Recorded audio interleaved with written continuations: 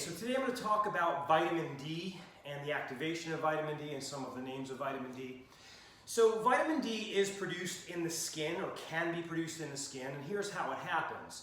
The UV rays hit the skin, and there's something in the skin called 7-dehydrocholesterol. Now vitamin D is not only a vitamin, it's actually a steroid hormone as well, and all steroid hormones are synthesized from cholesterol.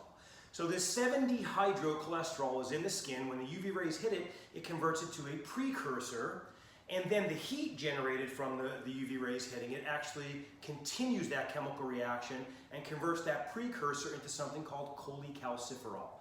Now, with a CH. Cholecalciferol is the animal form of vitamin D. There's another form called ergocalciferol. That's a plant form of vitamin D. So this cholecalciferol, in fact, what you usually buy in the health food store if you're buying vitamin D for supplementation is cholecalciferol. This is not active vitamin D. So here's what has to happen now. Your body transports the cholecalciferol to the liver where it gets hydroxylated, and it gets hydroxylated to 25, it's called 25-hydroxy vitamin D. And so this is the most abundant form of vitamin D in the body, and this is actually what is used when they test your vitamin D levels. So this is what they're looking for. They're looking for 25-hydroxy vitamin D levels. And so, but it's still not active yet. Then we have to take that 25-hydroxy vitamin D and ship it to the kidneys. And under the influence of parathyroid hormone, it is going to be hydroxylated again to 1,25-dihydroxy vitamin D.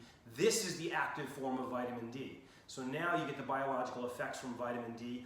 And we know, and I have my little buddy here, we know that vitamin D is important for bone, right? It's important for good bone and good bone health. We've known this for a long time. In fact, I've talked in other videos how, that vitamin D helps the absorption, or is necessary for the absorption of calcium in the small intestines.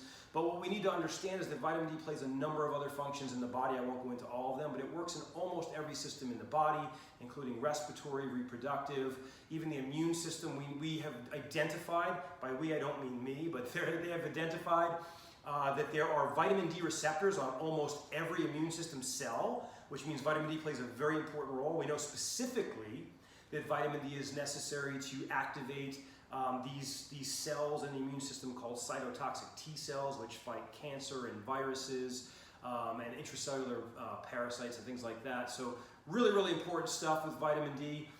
It's also been associated with a decreased risk or high levels of vitamin D with a decreased risk of influenza, which is the flu, and low levels of vitamin D have been associated with increased risk of autoimmune diseases. So we see, and we're discovering more every day, all of these powerful effects of vitamin D.